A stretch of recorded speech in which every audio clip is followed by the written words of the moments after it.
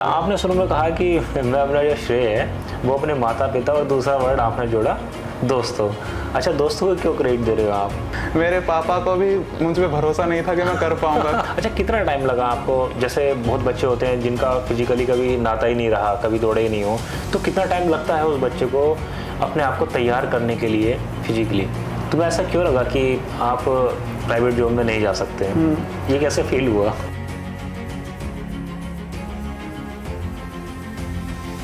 मेरे साथ हैं यादेश, जो 2023 में 17 रैंक के साथ यहाँ मेरे साथ बैठे हुए हैं। यादेश अपनी जर्नी को अपने ही शब्दों में बताएंगे। यादेश, एक बार अपने बारे में बताओ शुरू से, क्या आपका फैमिली बैकग्राउंड है और क्या आपकी एजुकेशन क्वालिफिकेशन रही है? Thank you sir. जैसे कि मैंने CPO 2023 में 17वीं रैंक हासिल की है और इसमें सबसे बड़ा श्रेय मेरे माता पिता का और मेरे दोस्तों का जाता है। मैंने मेरी स्कूलिंग जो है वो इंग्लिश मीडियम स्कूल से, मेरे टाउन के अपने स्कूल से की थी। उसके बाद मेरा JEE मेंस क्लियर हो गया था, तो फिर मैंने NIT कुरुक्षेत्र से अपनी इंजीनियरिंग की डिग्री ली। उसके बाद जब मैं फाइनल ईयर में था तो मुझे पता चल गया था कि मैं कॉरपोरेट सेक्टर में नहीं बन पाऊंगा। और जैसा कि मेरे पापा दिल्ली पुलिस में ASI हैं और मेरे ताऊ जी भी CISF में SI हैं, तो मुझे एक डेडिकेशन और एक मोटिवेशन मिलता था कि मैं भी यूनिफॉर्म जॉब्स में जाऊं। तो फिर मैंने जैसे ही मेरी ग्रेजुएशन कंप्लीट हुई तो मैंने एक बार SSC CPO के लिए फुल फोकस तैयारी शुरू की।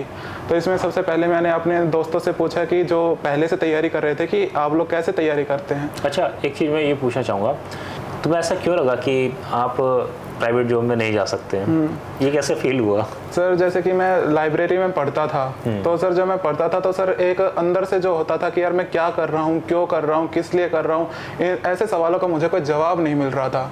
मैं बस दुनिया के देख के जा रहा था कि ये जा रहा था कि लोग कर रहे हैं तो मैं भी कर लेता हूँ, ऐसे करता ज़्यादा। लेकिन फिर मुझे लगा नहीं, ऐसा नहीं होना है, मुझे पूरी लाइफ ऐसी जॉब नहीं करनी है जो मैं दिल से नहीं कर रहा हूँ।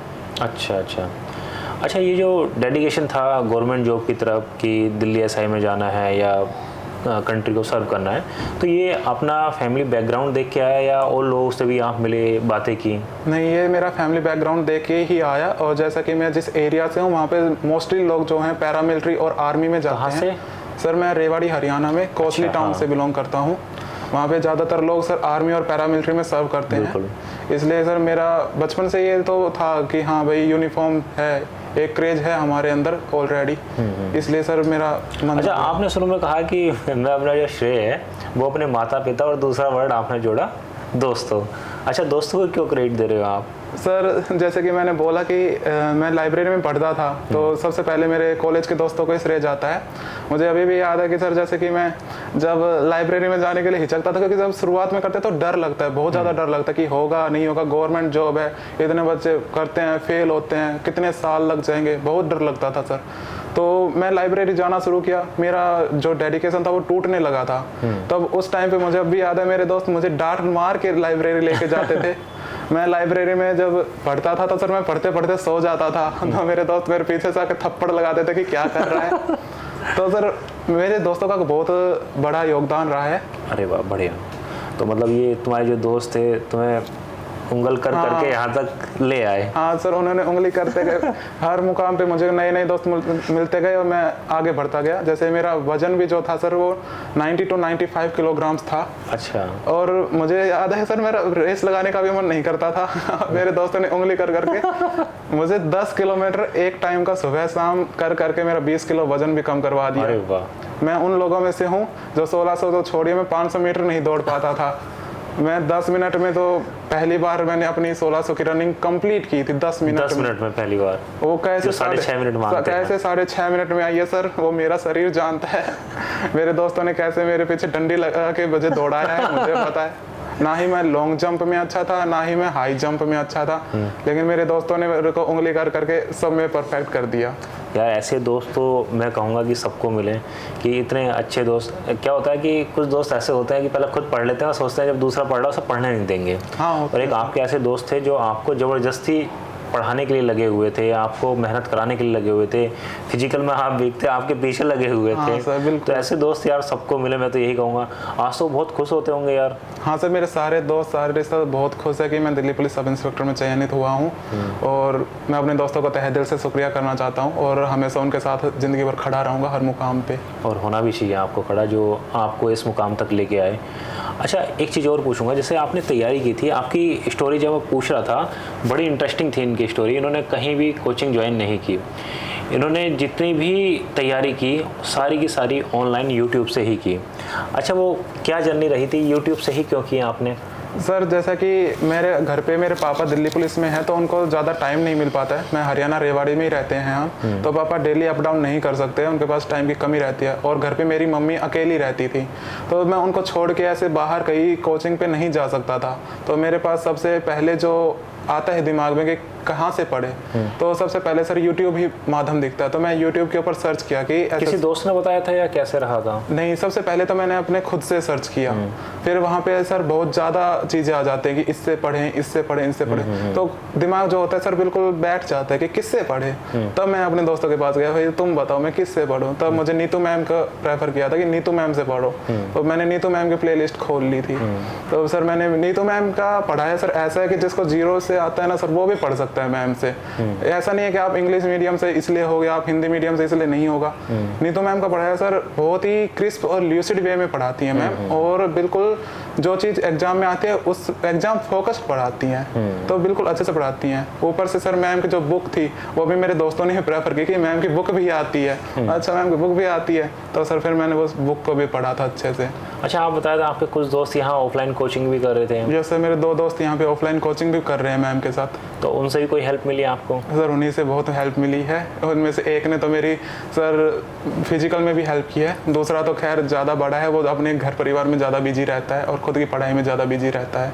अच्छा अच्छा, तो सारी जर्नी आपकी जो रही वो यूट्यूब से ही रही? Mainly sir. ठीक है, और सहयोग आपके घर वालों का और मोस्टली आपके दोस्तों का रहा है? मेरे दोस्तों जो जैसा आप स्टोरी बता रहे हैं, दोस्तों का मुझे ज़्यादा लगता है कि फैमिली तो चलो ठीक है आप कर रहे हो तो करो आप, लेकिन दोस्त जो थे डंडा लेके तुम्हारे पीछे रहे, करना है, करना मतलब एक्चुअल बात तो यही है सर कि मेरे पापा को भी मुझ पे भरोसा नहीं था कि मैं कर पाऊंगा, क्योंकि ऑब्वियसली सर जब आप 90 किलो के हों और आपसे 500 मीटर भी ना दौड़ा जाए, आप कभी फिजिकली एक्टिव ना रहे हों, तो सर आसान नहीं होता है। मुझे भी लगता है, मैं खुद पे भरोसा नहीं था मुझे कि मैं कर जाऊंगा, लेकिन मैं कर गया। अच्छा, कितना टाइम लगा आपको? जैसे बहुत बच्चे होते हैं जिनका फिजिकली कभी नाता ही नहीं रहा, कभी दौड़े ही नहीं हो, तो कितना टाइम लगता है उस बच्चे को अपने आप को तैयार करने के लिए फिजिकली? सर जो फिजिकली, ये मेरे ख्याल से सर आपके दोस्तों को जैसे मैंने बताया उनके, लेकिन आपका डेडिकेशन भी चाहिए कि आपके दोस्त आपसे करवा रहे हैं तो आप खुद के लिए ना करें, लेकिन उनके लिए तो करें।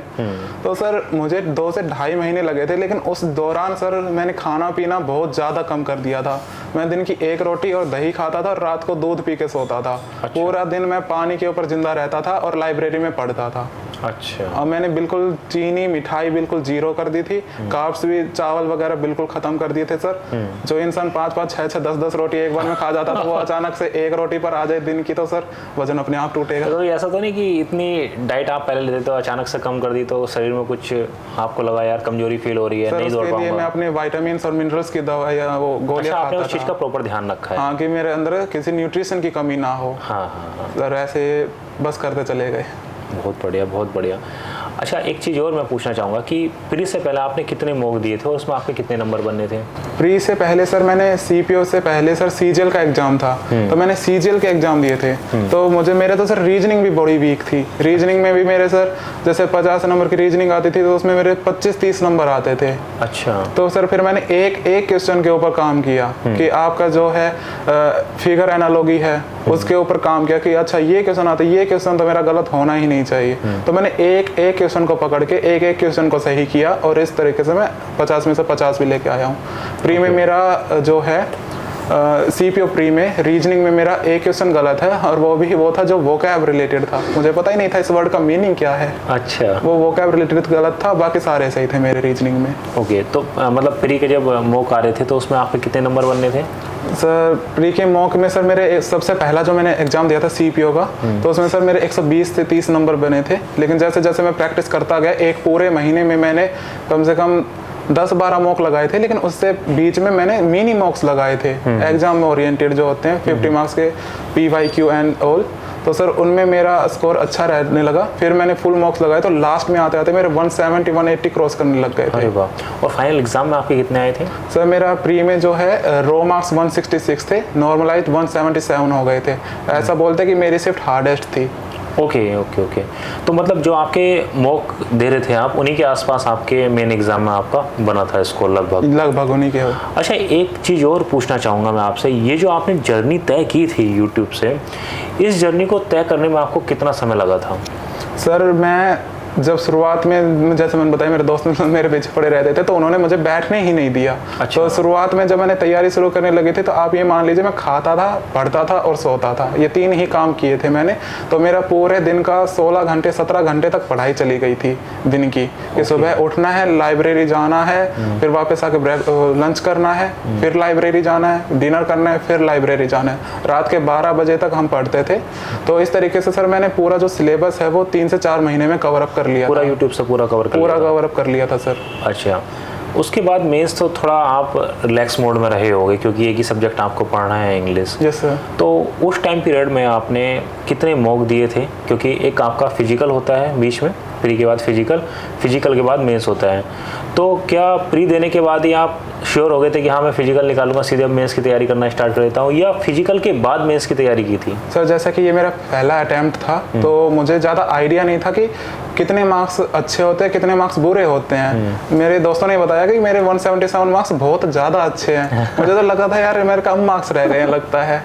दोस्तों में से मुझे लगता था 190 वाले ही टॉप करता होगा, लेकिन दोस्तों ने बताया कि मेरे काफ़ी अच्छे मार्क्स हैं। तो उन्होंने बताया कि तेरा दिल्ली पुलिस में हो जाएगा, लेकिन मुझे विश्वास नहीं हो रहा था।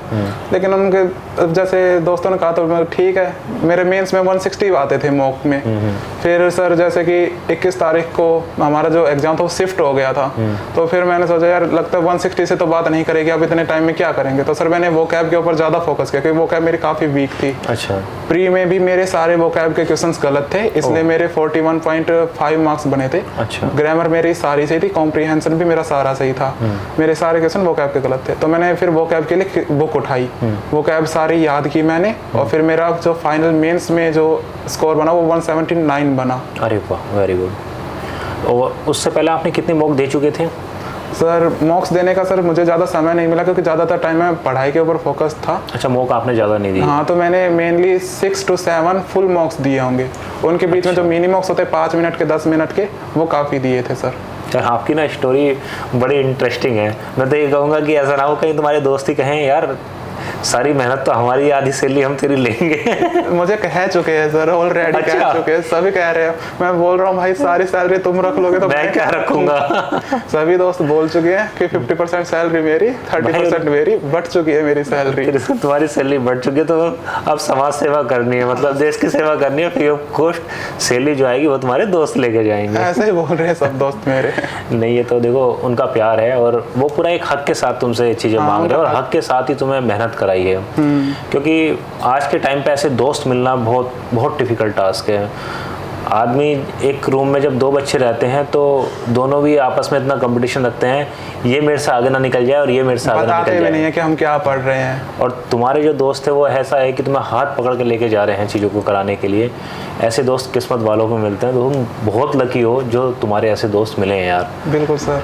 चलो, मैं उम्मीद करूँगा कि अगली बार तुम्हारे सारे दोस्त भी आए साथ में। बिल्कुल आएंगे तुम उनको लेके जरूर आना, मैं भी मिलना चाहूँगा उन सबसे। जरूर सर। ठीक है, धन्यवाद। Thank you sir.